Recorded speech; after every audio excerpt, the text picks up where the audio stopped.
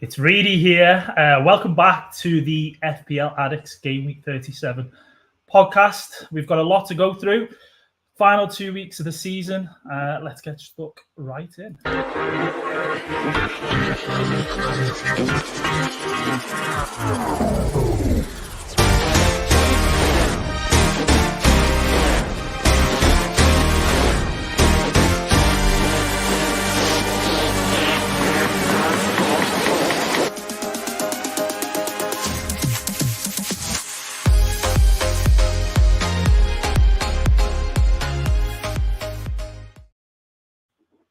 Fantasy managers, welcome back to the Gameweek 37 FPL Addicts preview podcast, sponsored by Bonus Bank. Basically, we're back for another double game week, not long since the last one. And I've got a special guest with me this week. Before I bring him on, if you're new around here, make sure you give our podcast or video some love with a like. And as well as hitting that subscribe button, that'd be much appreciated. But without further ado, I'd like to introduce Trophy FPL. Nearly messed it up, mate. Nearly said FPL. Trophy FPL. That mistake is made quite often. I know it's not an ideal name. That. Yes, we've got Mo this week. No Chazza. He's off this week, taking a little break. So I'm absolutely buzzing to get Mo on this season. Been trying to get him on for ages. He's in demand, it seems, hard to get hold of. But yeah, mate, how you doing? How are you getting on? I'm good. Thank you very much. And thank you for having me. Yeah, sorry. We've just never been able to manage to get us two both on in there at the same time. It's always been something. But thankfully, today's worked out all right. Yeah, definitely. There How is are you always... doing? You all right? Yeah, I'm good, man. Good. Looking forward to today's podcast, obviously talking about the doubles or double game week players, I suppose. Bench boosts. There's so much to discuss. Obviously, any dilemmas we've got. I'm sure we'll have a few people tuning in to see if they've got any questions that need answering. But yeah, I'm good, mate. Almost ready for the season to kind of be over. Maybe from a Liverpool fan's point of view, from me and yourself, anyway. If by any miracle there are any slip-ups, that famous saying, I've let it go already, mate. I don't know about you. I've let that go already. I mean, it's unfortunate the way the season unfolded, but from my perspective, I don't know about you. We don't want to turn into a Liverpool pod, but since that United game, I think that was us done. So it messed us up. It's like our team couldn't comprehend how we can create so much chances and not win. So I think from then on, we just got worse and worse, unfortunately, and just things fell apart. So, yeah. It wasn't to be, unfortunately. But, luckily, we do still have a title race. That's kind of going on. And we're hoping that doesn't end prematurely as well, with Arsenal and City both looking to claim that. Obviously, City have won it the last few times. Arsenal haven't won it in years, so that would be huge for them. But before we go on or crack on, I just want to put a few people in that are watching. So Miriam, hello to you. Hope you're good. I know that Gary's here. I know he loves watching the pod on a Friday. So thanks for tuning in, mate. Colm's in. How you doing? Good old Colm. Fulham having a pretty decent season, I'd say, Colm. So yeah, you can be happy with that, mate. And we've got Kieran in as well. FPL Discomfort. So yeah, I mean, even Chaz is watching. He's not here, but some reason he's watching the podcast. So yeah, hope you're good, mate. But yeah, let's crack on, mate, and get in there. So basically, what I'll do is I'll review Game Week 36. I'll look at probably your team first, Mo, and see how you did in Game Week 36, mate. So I'll bring your team up now, bud, and see. I obviously know from seeing your team already that you had a pretty decent game week, mate. So let's have a look. 93 points, bud. What do you think of that? Yeah, it would have been a really good game week if I went with everyone else and captain Haaland. But obviously, as my mini leagues and rank, the season's not going that well. So I thought I'm going to gamble. And yeah, I thought I got it right. No, as in with Chelsea scored 5, I thought Palmer could have got a couple more. Him being a midfielder, it might have even matched Haaland, but the odds were against it when I saw Haaland score 4 goals. But the rest of the team, pretty solid. Everyone sort of returned. I'm a bit gutted now. I went Walker over Vardiol, and that hasn't worked. But the rest of the team, yeah, I'm happy with. It's pretty boring and template. It's ideally set up for this bench boost and double game week 37, which we'll talk about later. But the rest of the team, yeah, not too bad, I think. I don't know. What do you think? Yeah, I like it. I mean, I know you say it about being boring and maybe a bit template, but that's what gets you points, and that's the aim of the game. That's what's enjoyable about it. If you can, get these points, it's a rare occasion when you have like nearly your full 11 return and things like that. Yeah. These things don't happen all the time. So, yeah, I know where you were going with the Palmer captain. I mean, Haaland to score 4, no one expected that.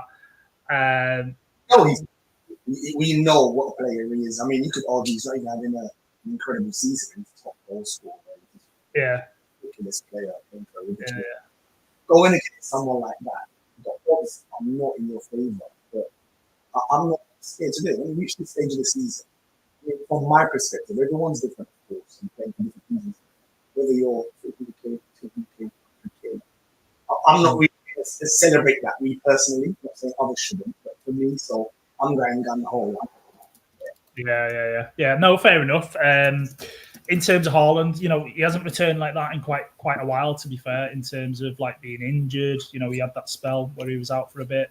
And yeah, maybe he's not looked like his old self from last season, but it's certainly clear that he's more than capable of turning up and turning it on when he needs to, mate. So yeah. But 93, good score, I think. Yeah, I'm happy with that. Yeah, it could have gone much worse considering I didn't captain the main guy, of course, so it could have gone much worse. I think I still got a green arrow at my rank, so I'll take that. All day long, mate. All day long. So I'll have a look and move on to my points for the game week. Nowhere near as good as yours, mate. I say nowhere near. I mean, it looks like it's 10 points off, but if you look at that little minus 4, I'm saying that. I'll actually bring it up, mate. Minus. On the right now, Chris. Is that right? Yeah. I can hear you better now, mate. It's all good. Seems to have cleared up. But yeah, so 83 for me. There we go. And I did take that -4 that you can see up there. So Regulon, Wonderboy doing a few bits again. I was the subject of a bit of captain pain as well, mate. I went for De Bruyne, which is even more painful than Palmer. Yeah. At least you got it somewhat right. You know what I mean? Something, yeah. How did Man City score 5 and De Bruyne get nothing? Crazy, mate. He was just dodging points. It's weird, isn't it? De Bruyne this season, though, he's done it to me. He's what I went for him captain in the other double game week. Where was it? 28. I can't remember and he done nothing again. Yeah. So weird player, to be honest. That in FPL this season, tough one.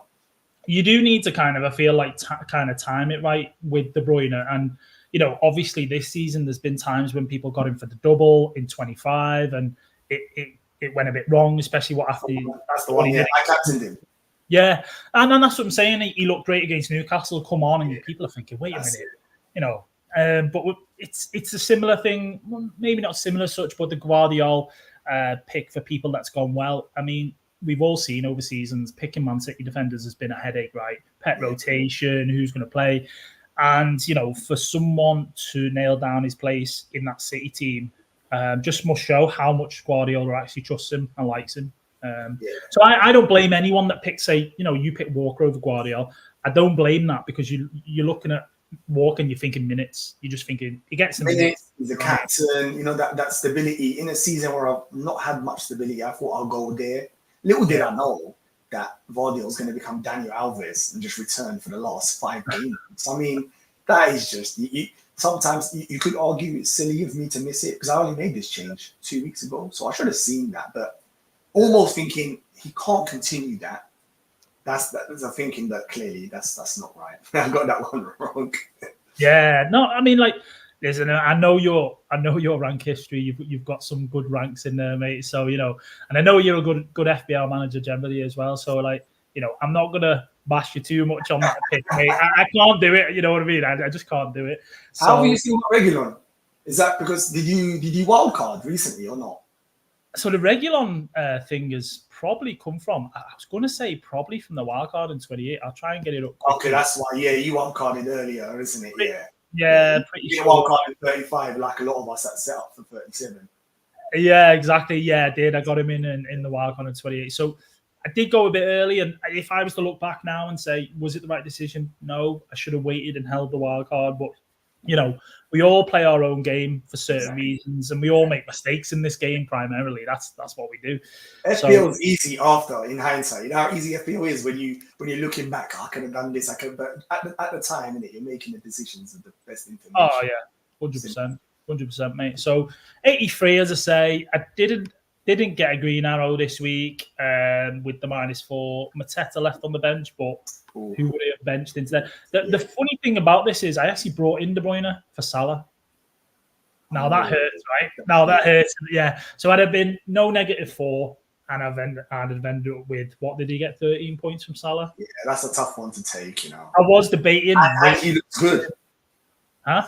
He looked good as well. Salah, so you'd like him even this week against Villa. You'd like him the last game week. So that is a tricky one. But then you've got a double game week player challenging for the Prem, so it's all right. I think on that one, if the precaution I was thinking about was wait for De Bruyne for the double. At least if he gets injured in that game, then I know to avoid him for the double. Yeah. And it just pulled me too much at the temptation. I thought, all right, get in this week. So I've got him anyway. But yes, on to the mini league, which is basically the FPL Addicts podcast league. Have a look at a few of the scores that the boys have got in the league. Chazza's flying high at the top on 79 for this week. 67k rank as well, Mo. Would you say? That's good. He's doing well. Yeah, he's doing well. That's a good season. Not too bad of a season, exactly. I think he's on his bench boost for this week as well. He has sent over his team, so I'll have a little look at that. But 79 points for him. One transfer done. He's got Guardiola. He's got Petrovic. I mean, the front two, obviously, not many people probably have at this stage, so that's quite interesting. Interesting that he captain Palmer as well. Yes, exactly. Like, you could argue maybe at the rank he's at, he could have played safe and just protected himself and gone for the obvious one. Yeah, I mean, you talk about rank he's at. I mean, that's what I say. He's ended up on a red as well. So, like, it just goes to show that 4-goal, captain on Haaland swing. You're talking like what, 21 point swing, isn't it? It's a lot. Yeah. But yeah. So Chaz didn't do too badly.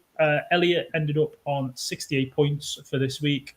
Possibly a little bit underwhelming for him, but another bit of a random team selection as such. He's got Robinson, who fair play to him, got 7 points actually that game week. Doughty, Tony, hanging on to a few of these. I still got Doughty, fair play. Yeah, yeah, fair play to him for that. Mikey absolutely killed it, 109 points this week. On smoke, yeah. So he did make the right choice, Mo. First one of anyone to captain Haaland. Then he got his Jackson. He got a double Arsenal midfield as well. Arsenal mids, defender. Branthwaite with his 5 points. I think, did he get an assist? Branthwaite? Yeah. I was watching that game live. I was at the Tucker social with some of the FPL boys. So yeah, I remember that. Nice. Yeah. So I mean, Gordon on the bench. I could probably say that maybe it made sense for him to be benched, or would you have played him over Havertz maybe?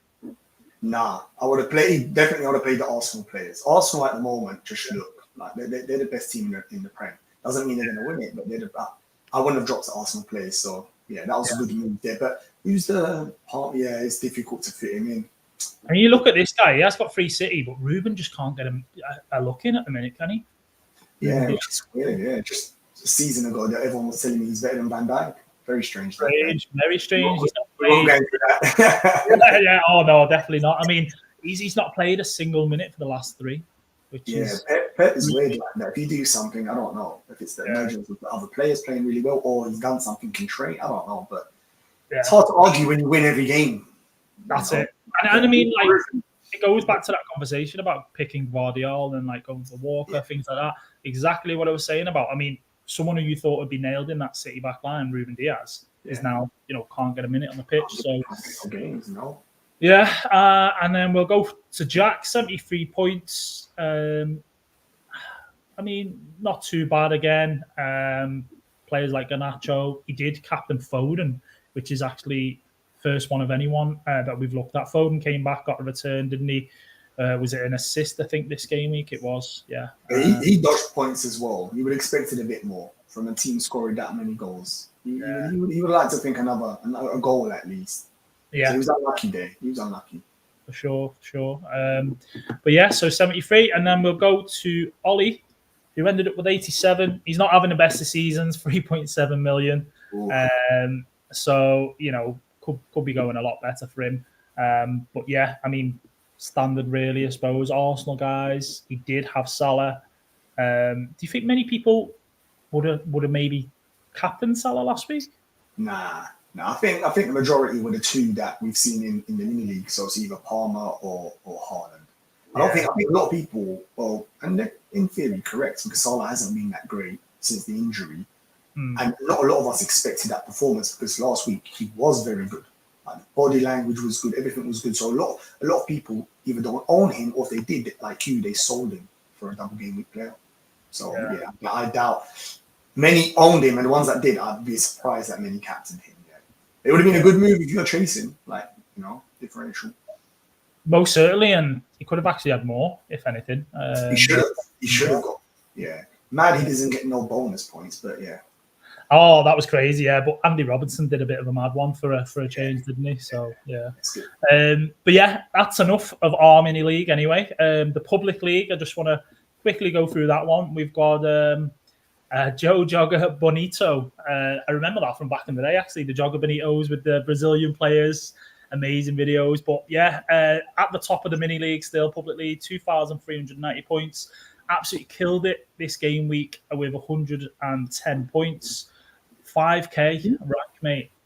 5K rank. So absolutely smashing it. I mean, even Son on the bench, which is, justifiable probably with him playing Liverpool. But yeah, good score. Great score, 110 points. And then I just want to quickly go to, you've got Geordie in second. He's always having good seasons, Geordie. He's been in our public league for the last, 3-4 seasons even. So he's doing really well. 125 for this team, Newcastle Dream Team. Andy Robertson. My God. Andy Robertson. So yeah, we were saying just then about Robertson doing bits. That's probably what's got him to that score really with a -4. Yeah. Incredible score. Wow. Fair play. But yeah, on to the next one. In terms of, just take that off. I don't want to see that anymore. Just giving a shout out to our sponsor, Bonus Bank. Bonus Bank's Australia and New Zealand's best side hustle, where you can make a guaranteed profit for bookmakers by taking advantage of their promotional offers. Easy to learn tutorials, software that does the hard work for you. You can sign up. You can upgrade to a premium membership that gives you access to more tools and software, to increase your profits. Basically, you can just use the code FPL Addicts to receive 25% off your first month. I'll add a caption at some point down below. But more importantly, Mo, let's move on to game week 37, mate. Let's dive in there and have a look. We've got some juicy doubles, juicy fixtures to look through. So I'll just bring them up, mate. I think best thing to do, I suppose, is have a look at what you think the best fixtures are, or what I think maybe. Pick a couple of games that you're interested in, especially from a FPL point of view. If you've got players, what do you think, Mo? Yeah, obviously double game week. If you see my team, I'm just prepared for the double game week. Unfortunately, injuries are kicked in, but looking at the fixtures ahead, we really like the City double. So that's obvious. Fulham and Tottenham. You've seen the way Tottenham defend. Yes, they might score, but I think City win that game and the Fulham game. So I think the City fixtures obviously are perfect. Manchester United fixtures. It's an interesting one. A lot of us, like me, went Bruno and say a one defensive asset. The more you look at the fixtures, the more you think, especially when you watch them against Crystal Palace. That was a horrendous performance. Can they get that low again? I'm not sure. But so that one you could argue is a bit of a swerve if you're picking right now. If you're making your team right now, that fixture. What do you think? Would you still double up on United or even triple up if you was picking right now? The good point you made there, Mo, was the Crystal Palace game. I think United, they've got a couple of defenders maybe coming back, but They are really sort of struggling at the minute from a defensive point of view. And I think because of that, I think the teams they're playing, definitely attacking teams in Arsenal and Newcastle, they are going to be probably defending a lot more than they will be able to attack in those games. Arsenal go for the title, Newcastle at the minute really good in form and stuff. And I think that even if you're the likes of, say, Bruno, I know we'll find out today if he's going to be fit or whatnot, but even going for someone like that, where are you really going to actually get loads of goals from him? I personally don't think that'll be the case. But, you know, that's just my view on it. I won't be going for United players. It's not biased, by the way, Mo. No, we can't be biased while playing FPL. I mean, I've got 2 United myself. But I know football doesn't work like this, but if Manchester United play like how they played against Palace, against Arsenal, the people that own, say, any of the attackers, Havertz, Saka, Odegaard, they could honestly feast. That could be a bad game, like ridiculous. We know football doesn't work like that. And like you said, I think, is it Luke Shaw and Martinez potentially back? Which is that the 2? I think there's 2 defensive players back. I can't remember the combination. But yeah. Oh no, wait. There's Rashford was mentioned. I think Rashford. Oh, was it Rashford as well? But I'm sure there was 2 defensive assets that were back. But anyway, that might help them and motivate them. And Rashford's always a plus if he's, you know, on the pitch. But yeah, you can't see nothing else. But Bruno, on the other hand, even this underperforming United team, the reason a lot of us went for him, he returned 8 from the last 9 games. So he finds a way. You could argue he's still putting in performances, making chances, even though there's no one to finish, unfortunately for them, and they can't keep no clean sheets. But he's been performing at a decent level. So definitely FPL-wise, he's been returning. So that's why a lot of us have got him. And if he's fit, I'll probably still keep him, because I wouldn't be surprised if he, in the double, even though they're not great, he picks up maybe a goal or an assist, at least 1 return. So that's the reason. The defensive one, the more I think about it now, I'm not quite sure why I went. I've got Onana for the bench boost, but he's the 4th highest scoring goalkeeper in FPL. So I don't know, 120 points. It can't be that bad, can it? Save points, hopefully. Yeah. The difficulty you've kind of got this week is if you have got any Arsenal, or even obviously if you're going for Newcastle with double, you're just more than likely expecting save points, right, from Onana. Yeah. Or you're hoping that he at least gets some anyway. He's not going to keep a clean sheet. It's save points, or something like a penalty save, maybe something a bit random. But at the time when I was thinking to prepare, when I wildcarded in 35, I was all trying to prepare for the best combinations. I could have put Edison in there, who's another guy we can moan about. But I could have put him in, but I prefer the City defender. So that's the reason I went that route there. So, yeah. Fair call. But yeah.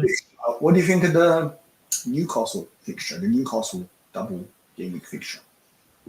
I think it's a great double. I think especially with the way Brighton have been this season, defensively, they've just looked really, really bad, disjointed. And I think part of that's obviously because they lost the likes of Caicedo, they lost McAllister, you know, that structure and that kind of like system that they had going on was great. Even a Stupinan last year, we saw he benefited from injuries as well. Yeah, and De Zerbi he's a hard manager to kind of figure out at times. Sometimes like the way he sets his teams up and the way they play football is magnificent. But then other games you're like, what's going on? It's not even the same team playing. But I think for Newcastle, from that perspective, I think it's a home fixture for them first up. I think that's great. And I think then they'll be fancying their chances against a United team who's just been terrible, as we discussed then. So I do like the Newcastle fixtures, mate, and I'll definitely be having some of their players. What about you?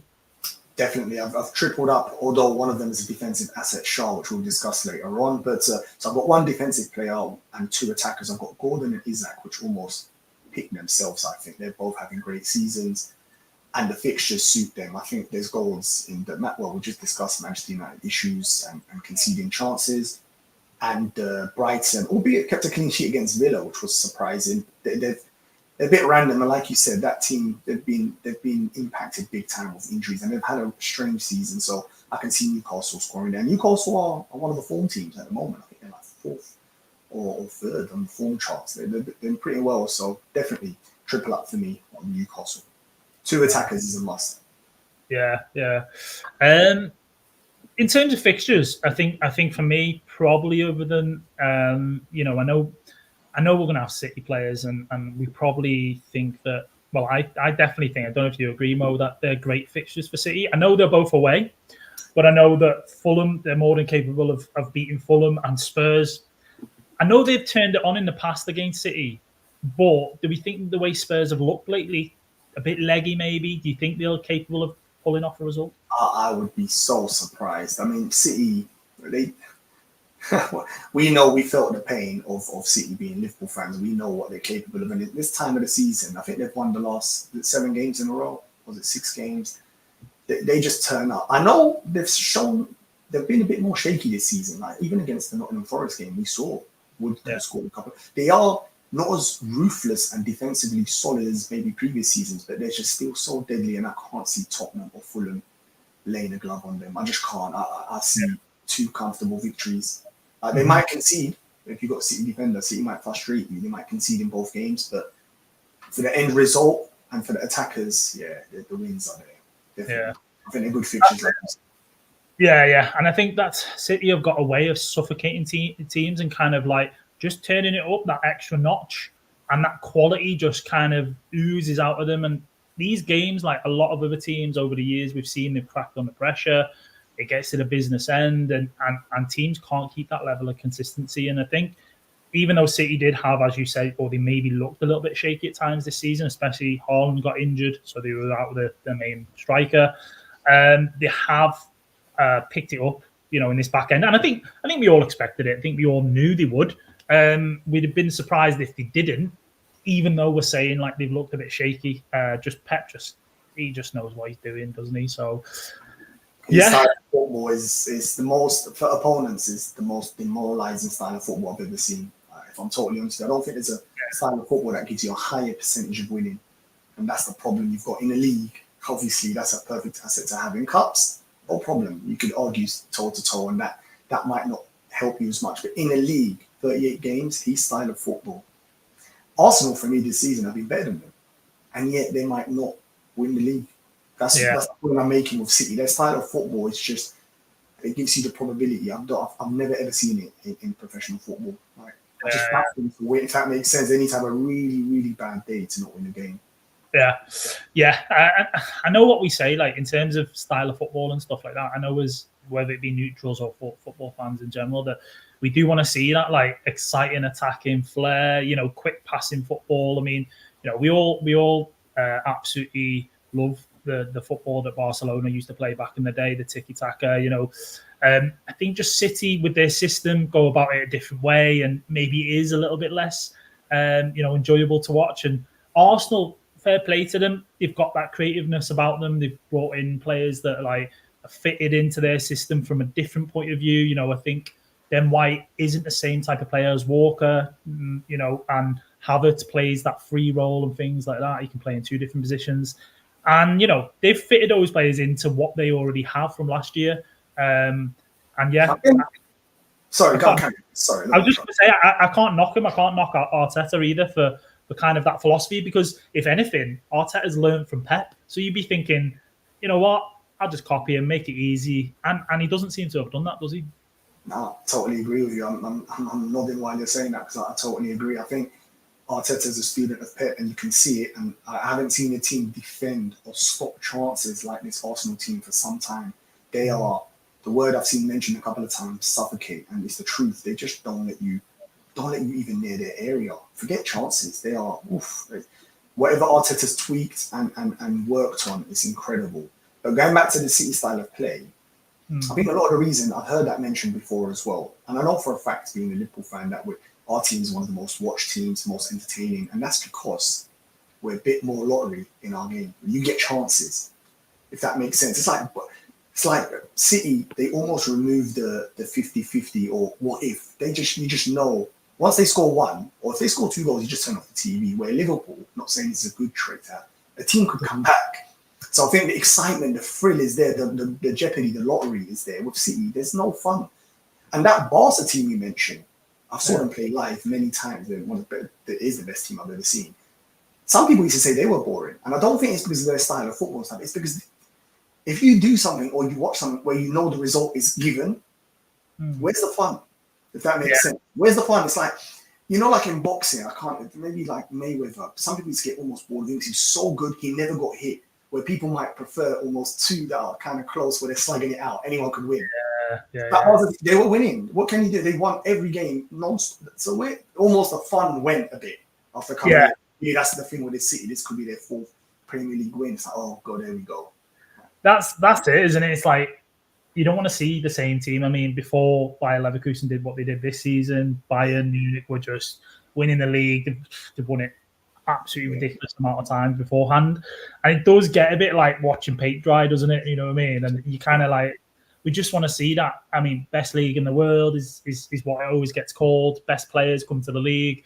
But you don't necessarily get that when it comes to the teams, because City are just kind of, and Arsenal and whatever, you know, Liverpool at some point have just kind of been so good and so hard to kind of compete with.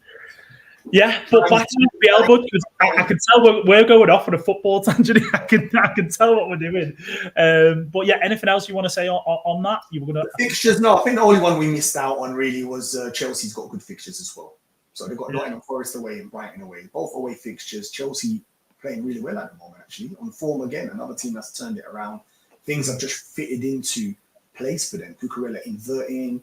And it's a Shabala coming in at the right back, but making basically a back three, and then Nadiraki on the right. Like, it just somehow, sometimes things in football just work out, and they've looked pretty good. So yeah, their fixtures are nice. I like both of them as well. Yeah, nice. Yeah, I think people are going to have definitely have Chelsea players, definitely have probably Spurs players, because as we know, the fixtures as they landed was. Chelsea and Spurs had a blank, but then they had a double and things like that. So yeah, definitely. But I think that Spurs first fixture is the one where people are hoping to kind of maybe get the points from, right? Because the City game, you're almost just taking whatever you get, really. It's a bonus, isn't it? Yeah, you look at that as a bonus fixture. You never know. Yeah, exactly. Okay, so fixtures out the way for this week, and on to the top transfers out and in and out, shake it all about for this game week. So yeah, mate. I mean, I think we know it's a double game week, right? We know what people are probably hoping to do, especially if bench boost chips are being played and stuff like that. I don't want to spend too long on this, but are we pretty much? I think the transfers in kind of seem to be about right. Maybe what Guardiola or Foden or a KDB on there, right, as one of the top ones, but. In terms of transfers out to go to first, would you say, yeah, pretty much what you'd expect? I think a lot of people are not in the luxury of having to just pick whoever they want. I think a lot of people have to fix the injured players. Yeah. So it makes sense that what we're seeing there, because Shaw's injured, even though I think Howe said he might be back for game 38, or kind of alluded to it. I doubt you're going to see him. Yeah. Watkins on that list surprised me. I know he's blanked the last 2 games, so maybe the owners are finally frustrated with him. But I mean, Watkins kind of there was that period, wasn't it? Was it actually, I think, game week 34 was that was the double, wasn't it? Right. Yeah. And I think people had sold Watkins, and then he got his 9-pointer against Bournemouth and stuff. But yeah, I mean, he's not done anything the last 2 games, and Villa play Liverpool next. And then they finished their last game. Who did they play last game of the season? It is Palace, which isn't bad, but I mean, you don't really probably want Watkins at this stage, right? No, and especially with the double coming up, and it looks like we can see 2 forwards in that list being sold. So Watkins and Solanke, which tells me people are stocking up on Jackson and Isaac. That's what that looks like there. If they're selling forwards to bring in those 2, especially after Jackson's haul last week, a lot of people are going to jump on it. Yeah. And I think, as I said before, in terms of, we'll go to transfers in a second, but in terms of selling players, we mentioned Mo Salah earlier on, and he could have got higher score against Spurs. You said as well, Mo, that he's looking kind of maybe a little bit dangerous at the minute in terms of, not saying that he's going to absolutely smash it these next 2 game weeks, but yeah. He did look sharper, isn't he? He looked better. The body language and stuff, more smiling, more sprints. He just looks better all around. Now, we know 1 game is not sample size for us to get too excited about, and it means he's going to destroy Villa, but we know what he's capable of, and I wouldn't be surprised for a return or 2 returns. But he is surprised to see him go. I am surprised he's being sold on that list, but it tells you the power and the lure of double game weeks. Yeah, people need the money. People need the money, and he's a big cash cow. It's a cash cow. You're talking about it right over my mouth. Yeah, exactly. That's it, isn't it?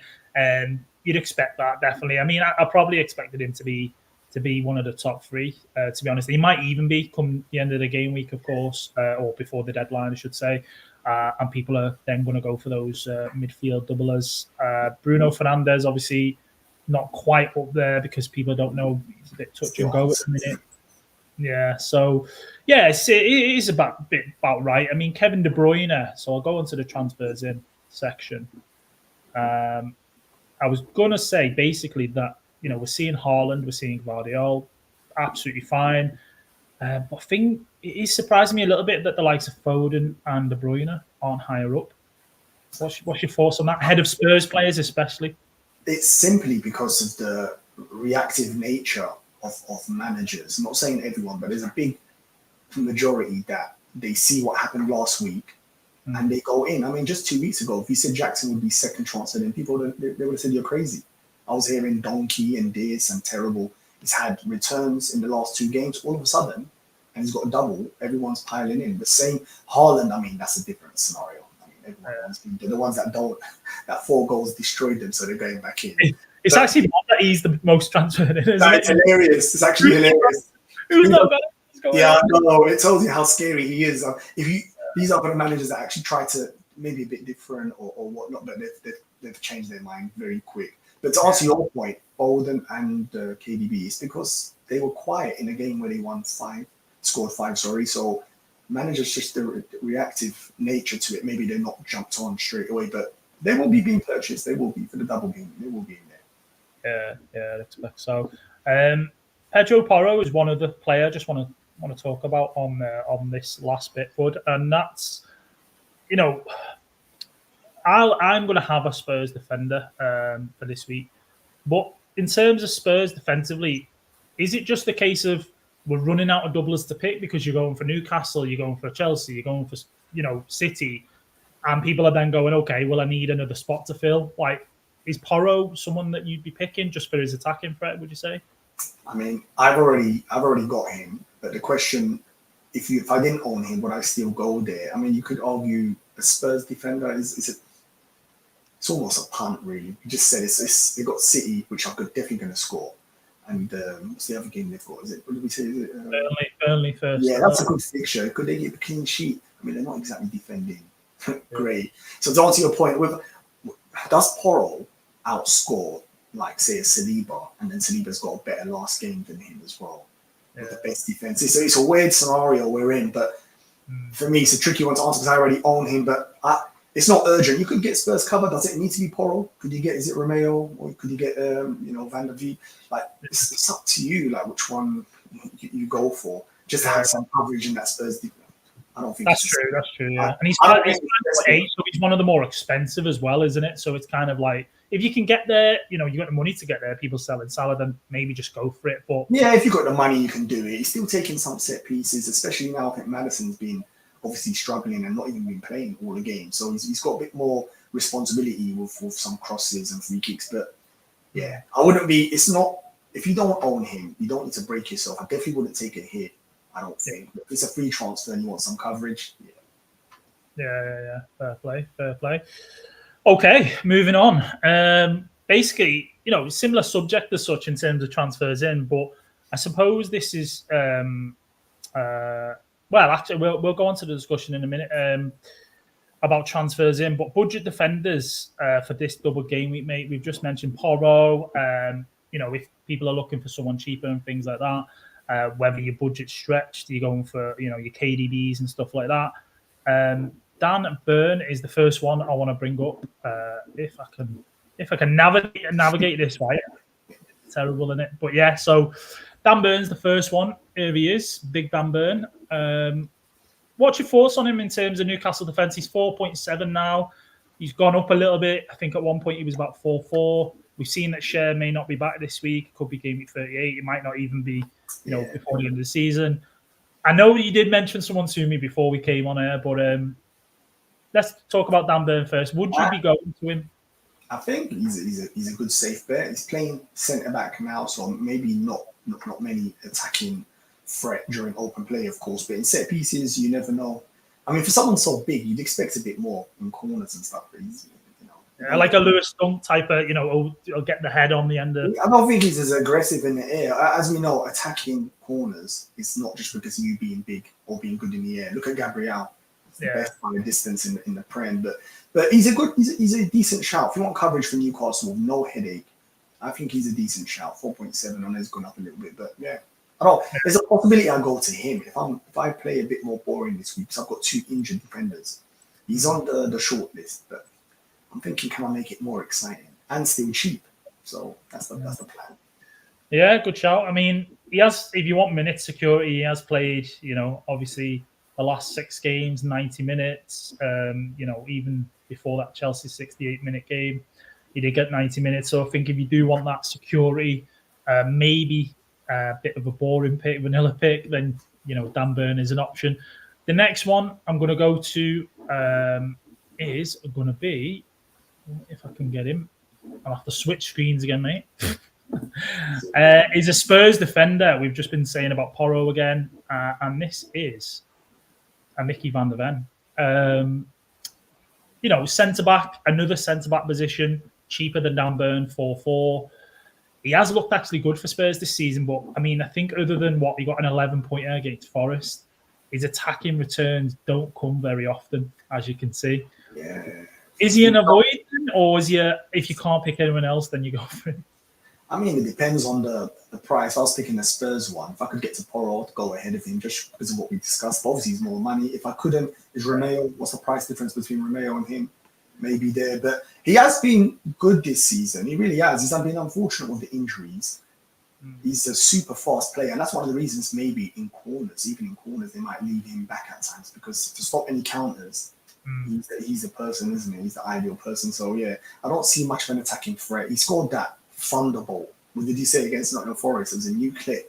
Great shot, but I haven't seen much from him. But, yeah, he's having a good season. If he's the cheapest and you want some Spurs coverage, nothing wrong with that. Yeah, better play. Okay, and then one other... I'll say one other. Yeah, I'll go with one other, basically. Is... Bring him up. Where are we there? Mr. He's not an Harvey Elliott type of hairstyle, maybe a bit bigger, but Mark Cucurella for Chelsea, mate. I mean, he's been slated a lot this season for his defending and just all-round play. Obviously, at Brighton, he was pretty good left back. I think that's why Chelsea got him. On top of that, having Graham Potter as the manager. But what's your thoughts on him? I mean, I think Chelsea generally have obviously looked better lately. He's probably nailed right with Chilwell out and stuff like that. Would you be going there, or is there better fish to catch? I think from the Chelsea defense, now it's become a bit more trickier because he's had a lot of stick this season, cost a lot of money, and not had the best season. But you could argue that's all of the Chelsea players have underperformed. But recently, when he's been inverting, and then they've brought in Chalobah at the right back, who's been making almost a back three, their balances looks much better. So I'm not sure that's going to change. So I don't mind him as an option. I mean, whether you get an attacking return, doubt it. But you never know. He's taken up at times central positions where he can link play, and you never know, he could get a random assist. But not sure if he's priced. Who else would you go in the Chelsea defense? You could go for a cheap centre-back, someone like Chalobah, but then you're worried about the minutes because they do have Gusto return to fitness. And then I heard Reece James could be in the squad. And then they've got the young boy. I doubt he's going to get the minutes. So I watched them live. I was there at the game versus Spurs, and he was all right. And they totally dominated Tottenham, which isn't saying much because Tottenham were poor that day. But yeah, decent option, Yeah, decent option. What's his price again? Cucurella's 4.8, but if we were to look at, I know because there's a couple of defenders there, I didn't bring up there, but if we're to look at, he's all right. Let's have a look. Chalobah is 4.3. Cheap. Very cheap. Very cheap. It's a threat in set pieces, but you've got the risk though, haven't we, of the players I just mentioned? Yeah, so you've got Gusto who could potentially be back and play. So it's whether you're risking, bringing Chalobah in, but as you said, Mo, it seems to kind of be working for Chelsea with that inverted and so on. They're in form. I think they're one of the in the form table. I looked at it. You've also got Romero. He's 5'1", so he is more expensive than Van der Ven, but cheaper than Porro, obviously. Yeah. But it's whether you're worried about. He looks a threat as well in set pieces. Yeah, he's a threat in set pieces, but he's also a black belt in jiu-jitsu. So he's mad. You can get a red any minute or a yellow, and he makes some random runs in open play. I was watching him. I was like, where are you going for a centre back? But yeah, clearly he's allowed permission because, like that Arsenal one. You remember the Arsenal game where he scored that goal? Yeah, like closing the rail down. But yeah, he's mental. He is mental. I mean, like he's probably one of those centre backs where you hate him when he's on the other team, but if he's playing for you, you love him because he's kind of like, you know, he reminds me of, but I don't want to compare the ability, but he reminds me of Martin Skirtle a little bit. Just sometimes, just hot head, flies into tackles, he'll score headers off corners, gets, you know, all this other stuff. It's just passionate, you know what I mean? That sort of centre back. You don't really see that as much these days, but it does come with its risks, obviously, if you know, if he decides to fly off the handle a bit. But yeah, mate. So I wanted to just look at some cheap defenders. Another thing I wanted to talk about really was choice of eighth attacker. Now I know people are making moves for midfielders, strikers, things like that. Who would you say is kind of like, you know, whether it be standout or someone who you think, Mo, might be the person to bring in as an eighth attacker this week? So it's going to have to be somewhere in midfield, isn't it? Because the up front almost picks itself. I know it's going to be a bit boring, but Haaland, Isaac, and Jackson all got doubles, and they're all actually playing really well. They're on form. So I think that front three. So you need another midfielder. Look, we remove I'm trying to basically wean it down to what position, because we know Palmer and who's the other one? Foden, you could argue, are definites. Some will have Son. I'm trying to think who else. It's so hard, isn't it? Because it's almost like it feels like it picks itself. Bruno, some of us have gone. He was going to be an eighth attacker for a lot of us. I'll tell you what, I've got one for you. Let me know. I was going to mention Brennan Johnson before, then he got dropped. I don't know what happened. At one stage, I remember Brennan Johnson potentially being on my mind for the double, but nah. Yeah. This guy. Of course, the pigeon. Yes. The pigeon himself came on against Liverpool in the last game, got himself 9 points, goal and assist, was it? You know, he's an option for this week if you're struggling in terms of that midfield, whether it be, I don't know, you've just not got another spot. Or you've got Bruno you need to fix, potentially. Or you've got Bruno, exactly that. You could move Bruno and get this guy in. I mean, 6.8 million, everyone can get to him. You know what I mean? There should be no reason, right, why people can't afford him. But do you think he's probably up there with one of the picks you go for? I think he's probably the best. Now I'm thinking about it. He's got the double, plays up front, so it's out of position, cheap price.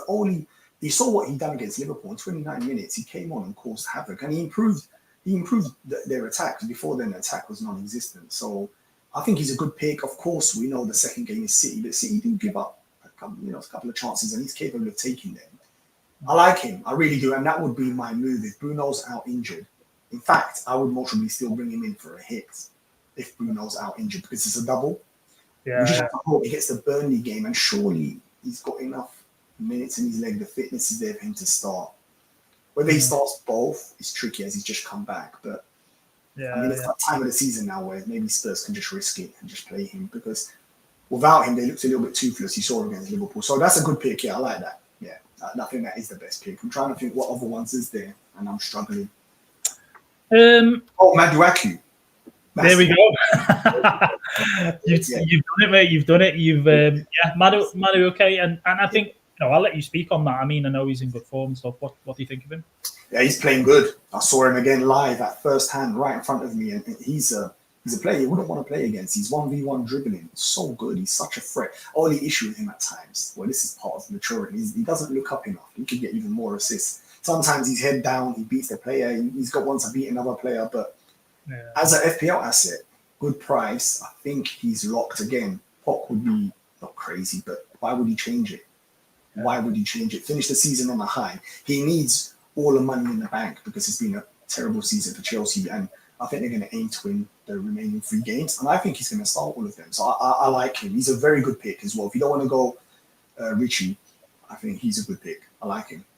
Yeah. He's got that speed. He's got that sort of turn of pace and stuff. He can beat a player, as you say. Sometimes it's maybe a bit too much. He'll hold on to the ball, but he seems to have, as of late anyway, sort of made that role his own.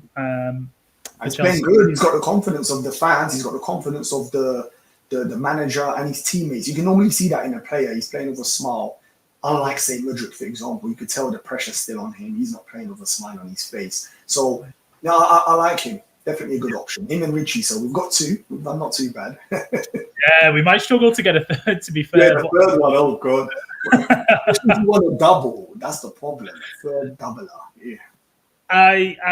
I'm not going to suggest a Brighton midfielder for the double because I think that would just be a crime to do that.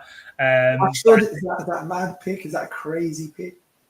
I think from a midfield point of view, probably, yeah. And I think, not only that, I think we've said, haven't we? Like, say, for example, it's for Bruno, you bring in Madueke or, Richarlison in for him. It kind of makes sense as such. But, if maybe you're not going with a extra Chelsea defender or extra Spurs defender and so on, you could be bringing double Chelsea midfield in or double Spurs midfield in, instead in that relation, because you'd have 2 City, you'd have then Gordon, and you'd be sorted then.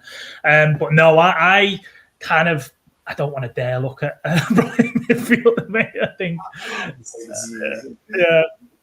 but interestingly, onto our next sort of topic is third striker slot to partner Haaland and Isak, and that's assuming that everyone has those 2. I know that a lot of people, especially in the Twitter community and people who are doing well, like engaged managers, are going to have those 2. Third slot to partner them 2. Now, we'll stay on Brighton because João Pedro. We'll get it out the way because it's probably the worst suggestion, but isn't it? I mean, he got lucky with that penalty. He got the rebound. I mean, we wouldn't even be discussing him possibly. I mean, he got the double. Yeah. If he gets the minutes, he's a decent, I'd say, shout. But you'd have Jackson ahead of him. So it is difficult in that position. You would have Jackson to partner Isak and Haaland. But if you want to be different, you want to be a differential. I was at one stage thinking, is it Højlund, the United striker? But again, he's falling off a cliff. Even the minutes, he doesn't finish the 90 minutes at times and not scoring enough goals. So I can't consider him. If you love pens and you're thinking, do you know what? Brighton might get a cheeky pen or 2 in these next 2 fixtures, then, and also maybe what I was saying before, you've got 2 Chelsea mid already and a Chelsea defender. You can't get to Jackson. Maybe that's a fair shout. Yeah. Maybe you think, right, do you know what? I'll take a punt, as you said. I've got to pick João Pedro or Højlund. Who would I rather have? If you're in that conundrum, then maybe you do go for João Pedro. But what about Wilson? If Wilson's fit, if we haven't got triple Newcastle already, is that an option potentially, differential? I mean, you saw what he done last season, how he finished it. Where a lot of us, we had that scenario. A lot of us went either Isak or Wilson, and Wilson destroyed us. You remember that? Was it the yeah. That's the reason I'm mentioning it. So, and you saw last week, he's a constant threat. I mean, there's rumours potentially that he's injured. I'm not seeing the press conferences today. Yeah, I mean, with Wilson, I think he had a knock after the game, but I don't think it was anything to kind of like put him out. I know that Eddie's not mentioned anything, as far as I'm aware, in his press conference. Only that basically, Pope's back, but whether he'll be ready to start ahead of the Bravka, I don't know. It's funny you mentioned that one. So, yeah, Wilson, double Newcastle attack with Gordon there as well. Yeah. I think Wilson did start the last game. Did he go with Wilson, Isak, and Gordon? They played both up front, which I was surprised. I thought Isak was going to take the left wing or something, but they played a 4-4-2. Isak getting a bit more permission to drop a bit deeper or take wider positions. But yeah, it is a risk. I mean, it's one of those. They've got a double. He picks up an injury. If you can bench him in 38, if in case he does do that, and maybe not taking penalties because he's trying to help his buddy get the goal, challenge for the golden boot as well. Exactly. So it could be you lose that as well. I mean, I'm struggling to find another option. That's why I suggested it. But, I mean, in terms of price wise, if people are going to go there, he is 7-8. So he's more than affordable as such. But do you want to kind of spend that money on an extra third striker slot? Who knows? But yeah, other than that, outside of that, in terms of doublers, mate, we did mention Højlund, but I don't think he's a great option. These top two are the ones. Let's go to Jackson without wasting any more time, right? In form, Chelsea in form, looks good, better than Darwin Núñez anyway. I know that much for now. And he's 7 million as well. Yeah, no, he's playing well. I mean, I watched him quite a lot this season now. I would say that goals-wise, similar to Darwin, he's been an issue for the team, of course. And the striker's there to score goals. I know that's stating the obvious, but I will say he helped the team. They played better with him because he runs the channels. His work rate is ridiculous. Like you would not want to play against him. If you see him turning up, you look at him, you're like, oh my God. You might fancy a clinical striker who doesn't do as much running and run the channels like him. He's a good player. He's done really well. I think he got a lot of stick at the start of the season, but when you think about the price they paid for him, and realistically, he was meant to be an understudy, a backup striker, because obviously Nkunku was the main guy. Yeah, I think he's done his job, to be honest. Unlike Núñez, which we're not going to go into now, who's underperformed in a better team. So, but yeah, Jackson, I think he picks himself, and he's there on merit. Last 2 games, done pretty good. I think one thing I can say in terms of his likeness to Núñez is that he runs into the spaces, runs the channels. Physically, Jackson seems to be, he's got that, even though he's obviously tall and not a big frame as such. He has that physicality about him. He'll throw himself in there when a ball's put across the box. And I think it is always easy to jump on someone and we forget like how much confidence it takes as a striker when you're not in form, even though you can get that goal to end the drought, you're so far away from it, mentally. So I think he's been great, especially the way Chelsea season have gone. The squad they've assembled hasn't been, the best as such. And he came back after injury, didn't he? Or was it suspension even? Because he loves a yellow card. So, and he's got a couple of turns this games where he goes missing. Arsenal 2 points, Sheffield United expecting to be bagging, United another team, Burnley. He's blanking against these teams, and you're thinking they're the games he should be, coming away with a bag full of goals, right? I'm not sure if there's a correlation whether he's been helped with Palmer playing central, because obviously Enzo's not there. Palmer's on central, and then Maduaku and what's his name? The other winger, they're playing either side of him. So I'm not sure if that's helped him with the amount of chances or the movement. Sometimes a change in the team dynamics can assist him. But he's done all right. I watched him, as I said, I was there live, and I was impressed with how much he backs himself physically. Like you said a minute ago, he might not be big, he's slim, but he's like metal. And his pace, he's fast. There was a couple of times where it's 50-50 with Van der Ven, who's lightning, but he never backed down. He's almost like, let's go. That's how much he backed himself. So physically, I think there's no disputing him.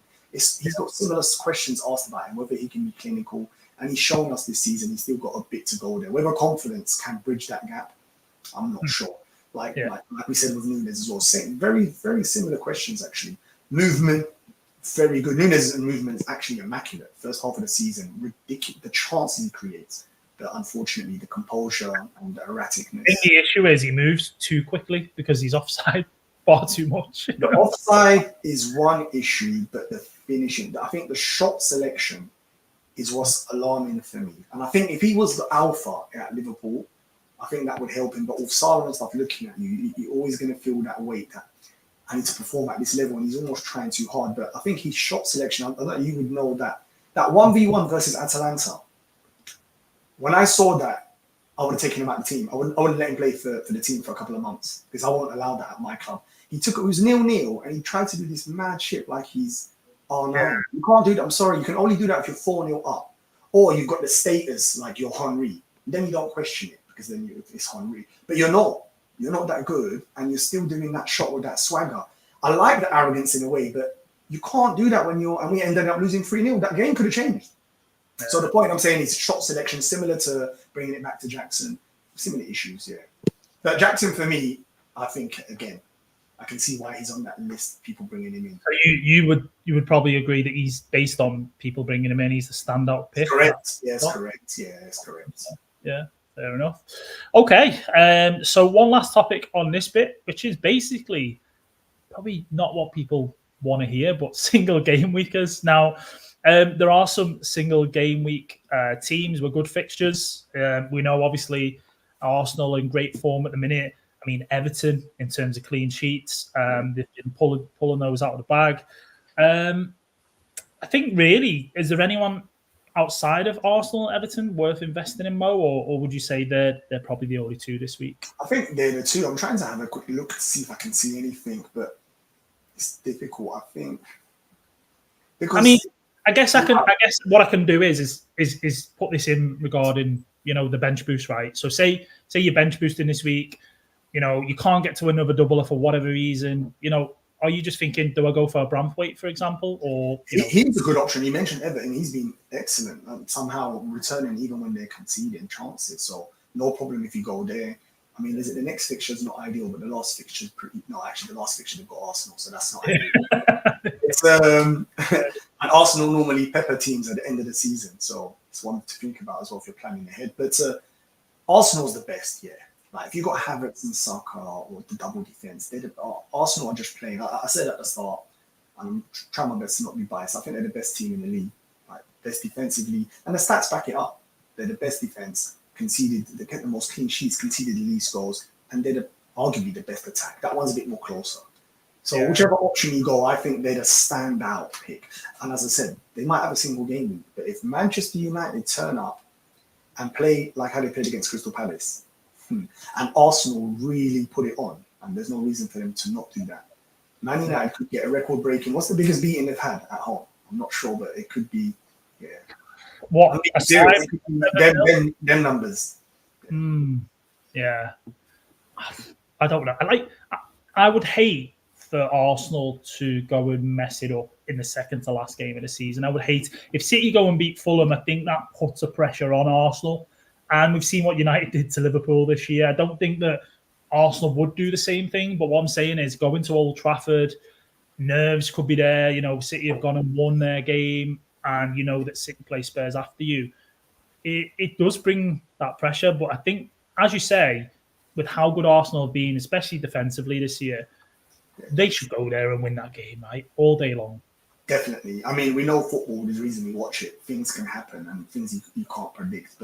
And if Man United didn't have the injuries, they're the type of team to actually cause the upset. You saw it, they've done it against us in the FA Cup. They're capable of that. I think Manchester United is the team that stopped Arsenal when Arsenal was going on that run, the longest Premier League run. Do you remember? Rooney done that dive against Sol Campbell. I don't know if you remember that. But the point I'm making is they're the team that can cause the upset. At Old Trafford, if they're on it, and they will show some pride, but this team look frail. And if Arsenal also score an early goal, say in the first 15, 20 minutes, boy, they'll be challenging the beating that we gave them there.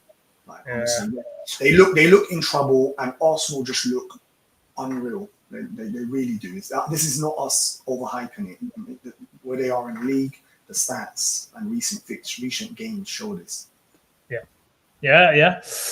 Couldn't agree more. Okay, no other sort of topics or questions. I mean, I think generally we've covered. Obviously, like there's a lot of doublers that people can go for. I know there's injuries and things that are happening. We've got press conferences that will come out today, so we'll get updates from managers and so on, which then may change people's minds on what transfer they already had planned.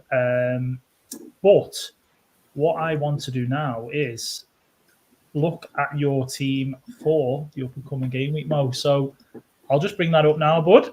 But other than that, in terms of while I'm getting that up, mate, any games you're going to be watching in particular that are coming up for this Obviously, game? I always watch Liverpool, albeit even though our season's done, but still I'll be watching that. I think we're Monday night, aren't we? Yes. So Villa Monday night. Villa have just gone out the Europa Conference. They've just been knocked out of last night by Olympiacos, a team that we managed to beat at Anfield on that famous night. But Olympiacos. I'll be watching. I think I'll be watching. You know me, I watch quite a bit of football, so I'll be watching at least 3 or 4 or 5 games this weekend. Hopefully, depending what else I've got to do. But I'll be watching that. I'll be keeping an eye on Arsenal. Really like watching them and see. Despite what I said earlier on, it's almost like disheartening that they're just going to turn up and win. But I've been watching them. You never know. At the end of the day, you never know. I've said all of this, and Manchester United could do something, or Tottenham could do something to make the last game week interesting. But I think the way it's going, they're both just going to win their remaining games. Yeah, fair dues. So definitely not Everton, Sheffield United then, no? That one, I think I'm going to give a miss, mate. I mean, I'm a football freak and I love football, but I think I'm going to swerve that. I'll watch the highlights, okay? I'll watch the highlights. That's what I'll do. Fair dues, mate. Okay, so Mo, Team 4, Game Week 37, double game week. I love this because, I mean, I say I love this. In your situation, you're probably thinking, God, why did this have to happen? These injuries and so on. But I mean, like the amount of doublers you've got, which I noticed straight away is fantastic. But like, what are you thinking for this week, mate? So, how many frees, by the way? I've got 2 free transfers. Oh, that's not too bad. Take it away, mate. What's the plan? So I think the defense will be sorted. So I was thinking where I go, I'm not quite sure. At one stage, I had Livramento in my head. I watched him in the last game. I quite liked him. I thought he was pretty attacking. It was unfortunate to not get a return.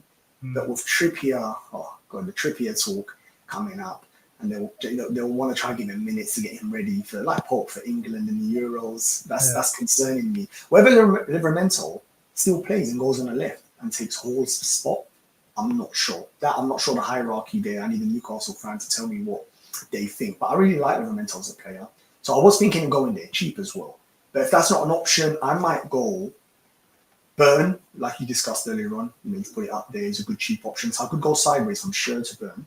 And then I could go maybe in Arsenal. If I can't find a double up, for example, I'm not going to get another Spurs defender. No chance. I've got one already. You can see on the bench. I might go Saliba or White if I can afford.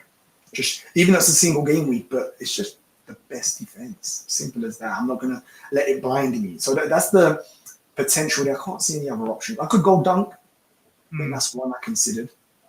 From Brighton, who kept a clean sheet in their last game, but they're a bit of a Jack and High team. You don't know what you're going to get with them. Yeah. And as for Bruno, I'm starting to think now, do I do Bruno to Richarlison, regardless if he's fit or not? If he's not fit, I think that's a definite for a -4. But if he is, or if there's a slight doubt, I'm thinking to make that move. What do you think? Oh, yeah. What would you do in that scenario? I mean, the good thing is obviously like you've got 2 frees, which is fantastic. I think that kind of then does afford you that -4. If you need to take it. Obviously, naturally, we're going to be like, oh, want to go for doublers. You kind of to replace your doublers there with single game weekers probably doesn't feel as good. But I mean, in this situation, it's really difficult. You've got the 3 City. You've got the two Chelsea, 3 Chelsea even, because you've got Petrovic in goal. I mean, you even had 3 United and 2 Spurs. I mean, you've covered it so well, and it's just really bad luck that these injuries have come about, mate. So, who would I go for? So if you would Burn, Livramento, obviously you got Fernandes. You could go Richie for your 3rd. I think probably your focus maybe be on your defenders. Schur's out. Is Maguire definitely out? Yeah. I think Maguire. I think both of those 2 are going to come out. It's just wherever I go for, like I said, one of them will be a double up.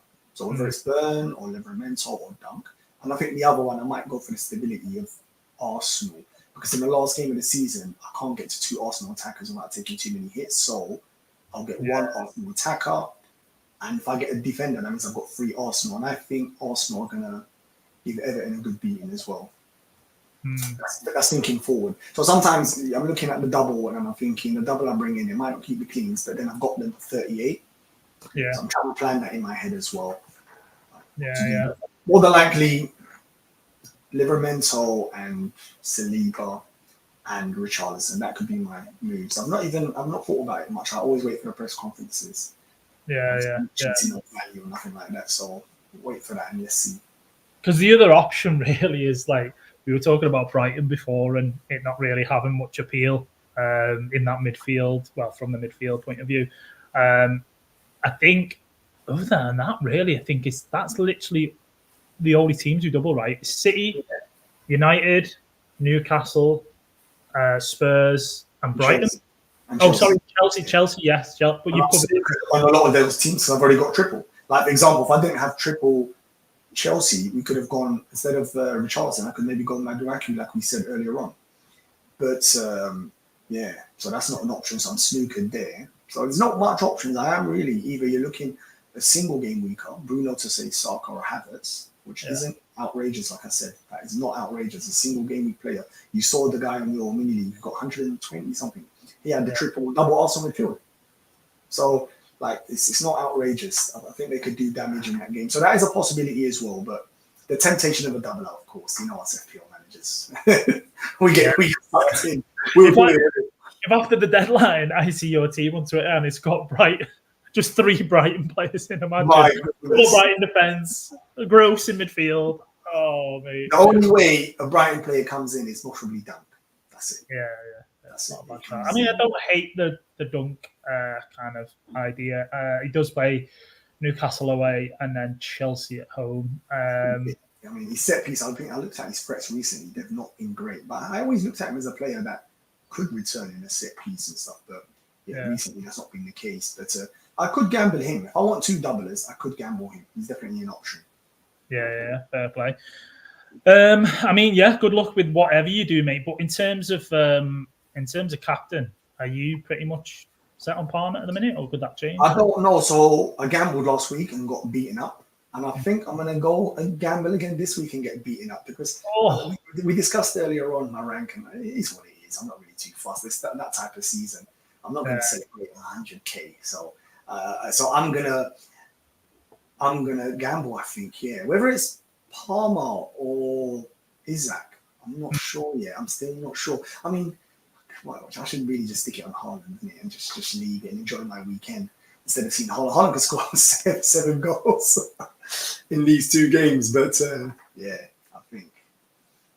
think at the moment Palmer or Isaac is catching my eye.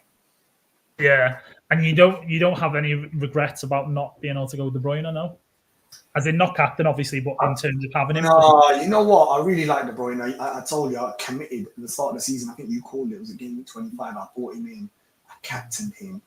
I saw enough in that Newcastle sub appearance. I was like, this guy is just. We all know he's a world class player. Yeah. But then he stung me hard this season. Then after that, he just continued to not return. I mean, I shouldn't criticize him too much because I owned him when he scored 4 goals against Wolves. Was that last season or the season before? I can't remember. I owned him for that and I had him captain as well. So he has done me some good, but this season, no, I think I've seen enough. I don't think I'm. Let me just message Andy Martin on that one. He'll definitely know what's. He'll definitely know, which game week exactly. Don't get him started. But so I'm not going to go there. Maybe, as I said. Anything else in midfield? We've discussed the 2 that we like that double. If they're not doublers, it has to be an Arsenal midfielder. That's it. But we're kind of not much options at the moment. Yeah, fair play. I was going to bring my team up, to be fair, and show you, but I know before the streamer said I was going to try and hide a few players and stuff like that. But you can just say it if you want, then if it's easier. If you don't want to that's a good point as well, because obviously from a mini league point of view, from the podcast league and stuff, I'm competing at the minute with 3rd place, 2nd place, 1st place is gone. I know Chazza, if he watches this back or he's watching, he's got top spots secured, so there's no danger of me catching that. Let me just see. I'll see if I can bring it up first of all, and if I can't, then I'll just read it out. No, fair play. It makes sense. I don't think in any of my mini leagues I'm close to the ones that. So I'm not too fast. That's the reason I'm open. Normally, I don't really. Not really too close to my mini league. So that's why I'm not being as stealth as you. Stealth. I love that. Yeah. Let's see if I can get. No, I don't think I can. But right, tell you what I'll do, because it is what it is. At the end of the day, whatever moves my opponent makes, he makes, so. You sure? They might try to block you. Don't feel the pressure if you don't want to. The pressure's on me, Mo. Don't feel the pressure if you're that close to. Let's get it up. Why not? Bench boost this week. So, the team is there. Obviously, aesthetically, all Newcastle left, all Chelsea right, bang in the City in the middle. And that's me for this week. I'll tell you my moves, right? So I think this week, did I take I think it's a -4. I've gone a little bit, with the hits lately. I mean, think especially when I'm wildcarding, you're wildcarding in game week 28 compared to the wildcarders in 31, 33, things like that. You're always going to then have to kind of chase back and so on. I already had Newcastle. So my 2 moves this week were I had a Spurs position and I had a City position. So I brought in Foden and I brought in Vicario. So they were my moves. Now, the reason for that is I didn't have a spot for Petrovic. Nah, you got to yeah. I didn't have a spot for. I mean, I could have went for United guy, but third City. I could have took out Gabriel or Reguilon for Gvardiol instead. Obviously, with Foden, I brought him in for Saka. So some people might not like that as well, especially like Arsenal, as we've discussed already. Look amazing. They've got a nice fixture. I know I can see you smiling again. You're getting burnt, mate, like you did last week. No, I like. You know what? I like the team. I think it's set up just as good. So, captain, it's a boring team, isn't it? I mean, I wouldn't say boring. It's just the way the fixtures have landed. I mean, sometimes this is the thing with FPL. If you try too hard to be different, you're going to kill yourself. There are moments where we can do something a bit different, and there's reasons for it. But at the moment, this is how the teams. They've got the doublers. What can you do? Small margins. But so your captain's KDB. No, so captain at the minute is it's on Haaland. Okay. I mean, obviously, from a rank point of view, I'm quite far behind. What my final sort of, I mean, I think at this point, unless you're near the goal of what you want at the beginning of the season, it's kind of like, right, I took a punt last week on KDB. It didn't work out. Should have stuck with Haaland and stuff. At this stage, do I just go, right, I'll go with Haaland, boring. Do it. Depends what you want to do. It depends. If it's your mini league challenging, and it's small margins, then of course play the best. I mean, you should be doing it anyway, not regardless of mini league or rank. If you're like me and you're thinking it's not going to make much difference if he destroys that, just go down more. But if they save the dreamland happens that Haaland plays the first game, only gets 1 return and then comes off injured, and say someone like Isaac scores 4 goals in the 2. Look how far-fetched that is. Yeah. So that's what I mean. That's the gamble you're taking. I thought I got it right last week with Palmer. I thought in hindsight, I look back and I think Chelsea scored 5 goals. He should have definitely got another assist. He could have got another goal. It would have been pretty close. It wouldn't have looked stupid. But Haaland, you couldn't bank. I could definitely bank on him scoring a hat-trick in any game, but I couldn't bank on the charity of the 2 penalties given like that. The first penalty was stupid, a little bit soft, and then the second penalty was 100% a penalty. You just couldn't. Wolves literally just said, "Here you go, go and score, go and score 4 goals, go on."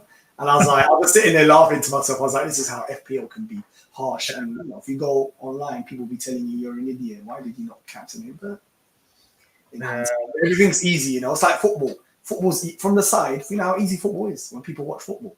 That's why you always see fans who can barely walk upstairs cussing Raheem or Jackson, come on, scored, and I'm laughing. I'm like, you can barely put your t-shirt on, and you think that how hard that is what they're doing. So everything from the side or in hindsight is easy. So I don't discourage anyone for trying something.